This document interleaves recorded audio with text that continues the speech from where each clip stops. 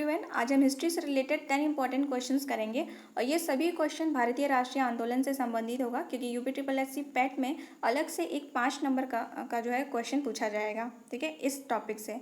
तो जो भी जितने भी इंपॉर्टेंट क्वेश्चन होंगे हम इसको आज इस सेशन में करेंगे, ठीक है। ये इस प्रकार के सेशन हर जो इंपॉर्टेंट क्वेश्चन है इसकी सीरीज जो है वो आती रहेगी जब तक आपका एग्जाम नहीं हो जाता है। तो इसमें मैंने 10 क्वेश्चन रखे हैं और बहुत ही अच्छे लेवल के क्वेश्चन बहुत ही अच्छे रखे हैं।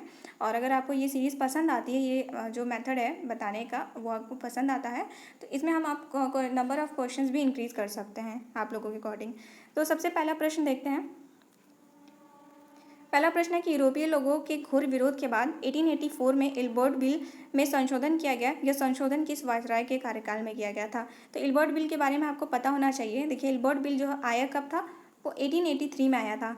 इसमें क्या था कि जो जितने भी भारतीय जज हैं इनके सामने जो भारतीय जज जो हैं वो जो भी केस लड़ते हैं, ये अब किसी भी मतलब कोई भी ऐसा केस जिसमें यूरोपीय शामिल है, यूरोपीय व्यक्ति शामिल है, उसका केस भी वो लड़ सकते हैं। लेकिन इसका बहुत ही ज़्यादा विरोध होने लगा।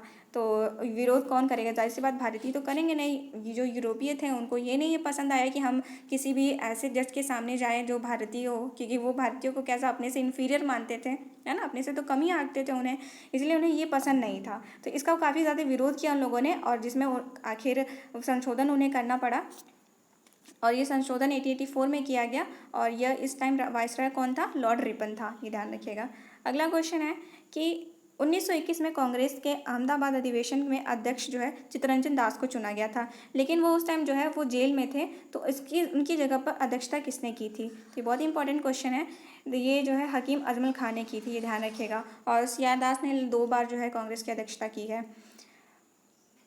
अगला प्रश्न है कि किस अधिवेशन में कांग्रेस का जो है दूसरा विभाजन किया गया? आप सभी ने रट रखा होगा कि कांग्रेस का पहला विभाजन कब हुआ था? 1907 में हुआ था। लेकिन अगर क्वेश्चन आ जाए कि दूसरा विभाजन कांग्रेस का कब हुआ था, ये ध्यान रखिएगा 1918 में। ये सूरत अधिवेशन था, ये दिल्ली अधिवेशन में हुआ था दोनों का विभाजन। उसके बाद देखिए यहाँ आंसर है, ये आप लोग सही कर लीजिएगा, ये 1906 नहीं 1907 होगा। 1907 के सूरत अधिवेशन में कांग्रेस का प्रथम विभाजन किया गया था हुआ था और 1918 में दिल्ली अधिवेशन में कांग्रेस का दूसरा विभाजन हुआ था।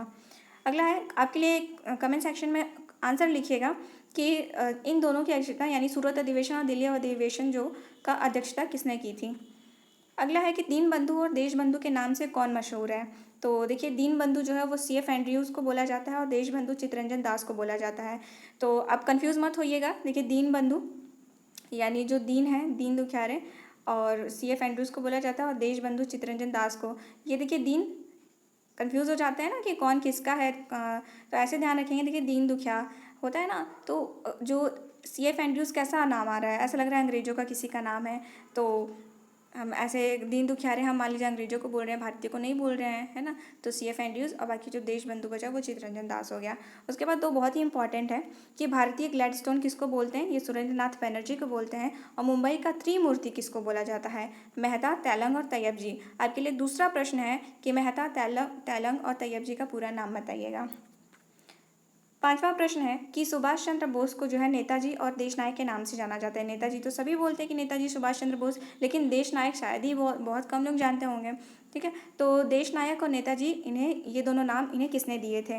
तो जो है नेताजी इन्होंने हिटलर ने बोला था सुभाष चंद्र बोस को नेताजी, और देश नायक जो है रविन्द्रनाथ टैगोर ने बोला था। प्रश्न नंबर 6 है कि दिल्ली को कलकत्ता के स्थान पर भारत की नई राजधानी कब बनाई गई? तो ये 1 अप्रैल 1912 को बनाया गया था। अगला प्रश्न है कांग्रेस द्वारा जलियांवाला बाग हत्याकांड की जांच के लिए एक समिति का गठन किया गया। देखिए जो है ब्रिटिशर्स द्वारा जो है उन्होंने उनके द्वारा भी एक समिति का गठन किया गया था। उसको क्या बोलते थे? हंटर आयोग बोला गया था, ठीक है।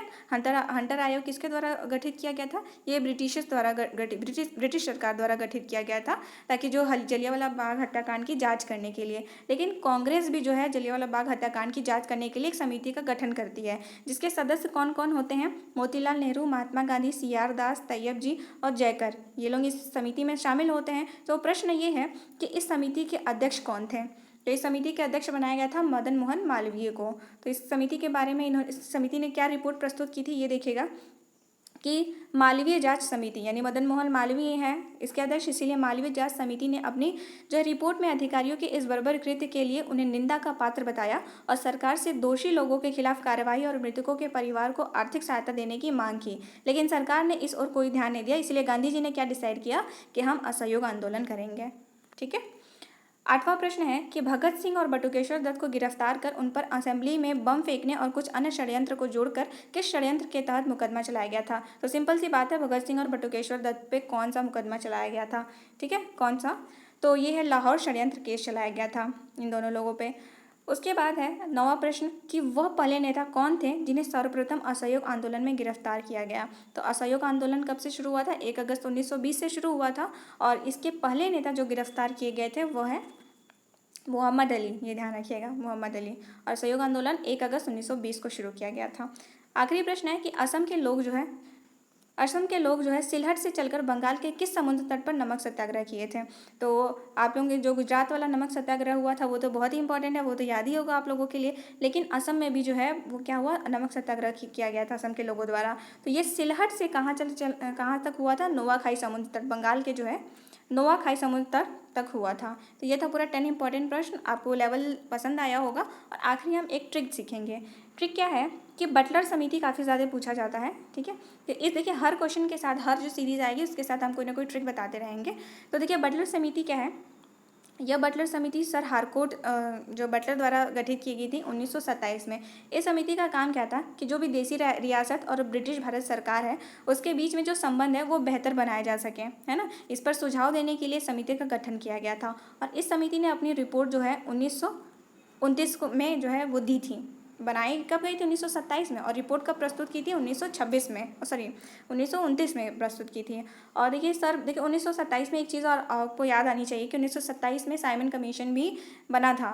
लेकिन जो है साइमन कमीशन बनने से पहले ही बटलर समिति का गठन किया गया था। तो कैसे ध्यान रखेंगे, बटलर समिति किस वर्ष में आई थी, तो ऐसे याद रखिएगा, बटलर से ऐसा लग रहा है बटर। ठीक है, अब देखिए जब भी हम बटर लगाते हैं तो हमेशा जो है कि ब्रेड पे लगाते हैं, यहाँ बटर लगाएं और 2 ब्रेड के साथ खाते हैं। ठीक है, तो बटर जो है हम 2 ब्रेड के साथ खाते हैं। तो ऐसा नहीं है कि कोई एक ही ब्रेड के साथ भी खाते हैं, लेकिन जनरली क्या होता है, हम एक ब्रेड रखते हैं, उसके ऊपर बटर लगाते हैं, उसके ऊपर एक और ब्रेड रखते हैं, फिर खाते हैं। ठीक है, तो जो बटर है वो हम 2 ब्रेड के साथ खाते हैं, 2 ब्रेड के साथ, 2 से 2 और 7 में 7। ठीक है ना आसान ट्रिक। सो ये था पूरा, बहुत ही 10 इंपॉर्टेंट क्वेश्चन, बहुत ही ज़्यादा हैं। ठीक, और ऐसे ही क्वेश्चन की सीरीज़ मैं लाती रहूँगी। So thank you for watching.